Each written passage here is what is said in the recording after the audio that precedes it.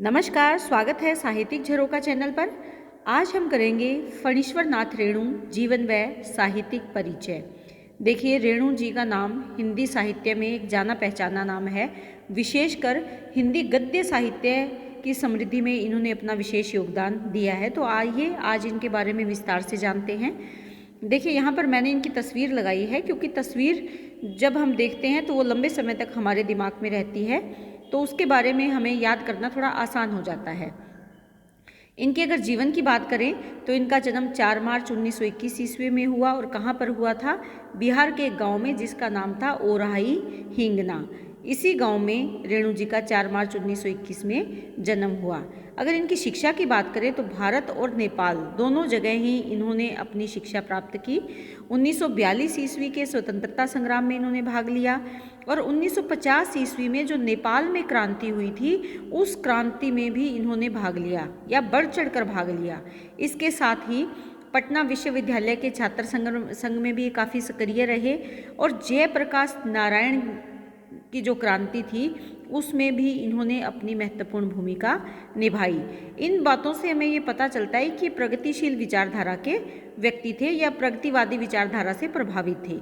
हिंदी साहित्य में जो आंचलिक कथा लेखन की परंपरा है वो फणीश्वर नाथ रेणु जी ने ही प्रारंभ की थी।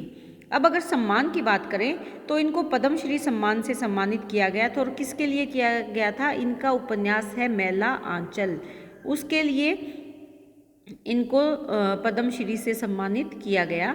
मैला आंचल ये इनका बहुत ही प्रसिद्ध उपन्यास है और ये पहला हिंदी साहित्य का आंचलिक उपन्यास माना जाता है। तो इसी उपन्यास के लिए इस उपन्यास की रचना 1954 ईस्वी में हुई थी और इसी उपन्यास के लिए इनको पद्मश्री से सम्मानित किया गया। इनके निधन की अगर बात करें तो इनका निधन 11 अप्रैल 1977 ईस्वी में हुआ। इनकी प्रमुख रचनाएं हैं, अगर कहानी संग्रह देखें तो ठुमरी है, अग्निखोर, आदिम रात्रि की महक और तीसरी कसम। उपन्यास है मैला आंचल, परती परिकथा, जुलूस। इनके और भी बहुत से उपन्यास हैं, मैंने यहाँ पर केवल थोड़े शामिल किए हैं ताकि आप आसानी से याद कर पाओ और ये क्वेश्चन बहुत ज़्यादा लंबा ना बने।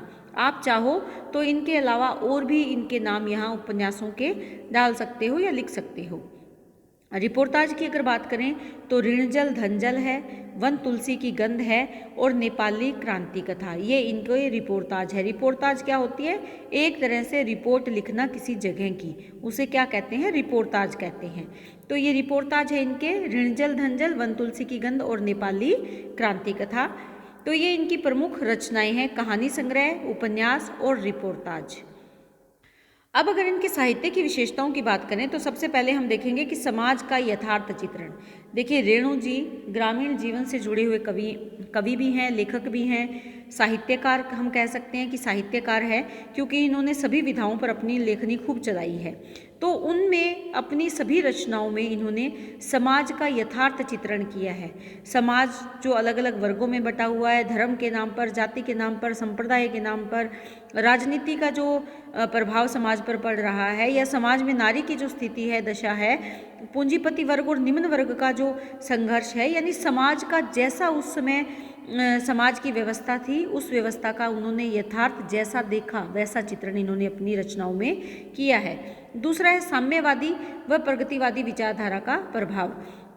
देखिए, जो साम्यवाद है ये मार्क्सवाद, कार्ल मार्क्स के जो विचारधारा थी मार्क्सवाद, उससे प्रभावित है।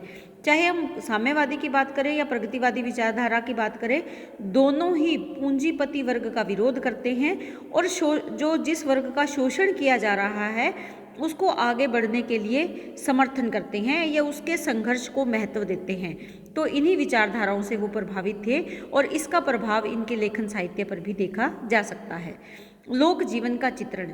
देखिए, रेणु जी ने लोक जीवन का चित्रण किया। लोक जीवन कौन सा? जो भारतीय ग्रामीण जीवन है, भारतीय ग्रामीण संस्कृति है, भारतीय ग्रामीण परंपराएं हैं, इसके साथ साथ जो लोक जीवन के रीति रिवाज हैं या उनका जो संघर्ष है, उस लोक जीवन का चित्रण इन्होंने अपनी रचनाओं में किया है। और इसका सबसे बड़ा उदाहरण इनका उपन्यास है मैला आंचल, जिसमें कि ग्रामीण जीवन का चित्रण किया है वो आंचल केवल मैला ही नहीं बल्कि सस्य श्यामला भी है, परंतु धूल धूसरित होने में भी कोई कसर नहीं है। यानी ग्रामीण जीवन में जिस प्रकार का माहौल है, जिस प्रकार का चित्रण उन्होंने किया है वो वास्तविकता से जुड़ा हुआ चित्रण है। तो इन्होंने भारतीय ग्रामीण संस्कृति का सुंदर चित्रण किया, अर्थात लोक जीवन का, लोक यानी सामान्य लोगों के जीवन का चित्रण किया है। प्रकृति चित्रण की अगर बात करें, क्योंकि जैसा कि मैं बार बार आपको बता रही हूँ कि ये ग्रामीण जीवन से जुड़े हुए लेखक हैं, तो ग्रामीण अंचल जो प्रकृति की गोद में बसता है उसका सुंदर चित्रण किया है। और प्रकृति को इन्होंने विशेष तौर पर अगर देखें तो मानवीकरण रूप में प्रकृति का चित्रण इन्होंने किया है। भाषा और शैली की अगर बात करें तो इनकी जो भाषा है वो सहज है, सरल है, भावों के अनुकूल है। वैसे तो इन्होंने साधारण सरल हिंदी खड़ी बोली का प्रयोग किया है, लेकिन इसके साथ साथ क्योंकि ये आंचलिक कवि हैं तो इन्होंने जो ग्रामीण जीवन की आम बोलचाल के शब्द हैं उनका भी अपने लेखन में इस्तेमाल किया है। इसके साथ साथ जो लोकोक्तियाँ हैं, मुहावरे हैं, ताकि उस भाषा को रोचक बनाया जा सके, वास्तविकता प्रदान की जा सके, इसलिए इन्होंने लोकोक्ति और मुहावरों का भी बहुत ही सटीक और सुंदर प्रयोग इन्होंने किया है। अब अगर शैली की बात करें तो शैली इनकी चित्रात्मक शैली है, क्योंकि जब हम इनके उपन्यास पढ़ते हैं, इनकी कहानियाँ पढ़ते हैं तो हमारी आंखों के सामने वो दृश्य प्रस्तुत हो जाते हैं। तो चित्रात्मकता शैली का इन्होंने सुंदर इस्तेमाल किया है।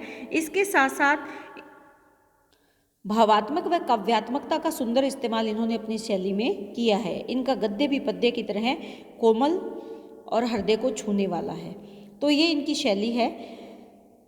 इस दृष्टि से अगर हम देखें तो रेणु जी के साहित्य की जो विशेषताएं हैं, समाज का यथार्थ चित्रण किया है, साम्यवादी प्रगतिशील विचारधारा का प्रभाव है इन पर, लोक जीवन का यानी सामान्य मानव के जीवन का जो ग्रामीण जीवन है विशेषकर उसका इन्होंने यथार्थ चित्रण किया है, प्रकृति को अपने लेखन में महत्वपूर्ण स्थान प्रदान किया है, और इसके साथ साथ भाषा और शैली भी कहानियों के या उपन्यास के पात्रों के अनुकूल इन्होंने उसका प्रयोग किया है।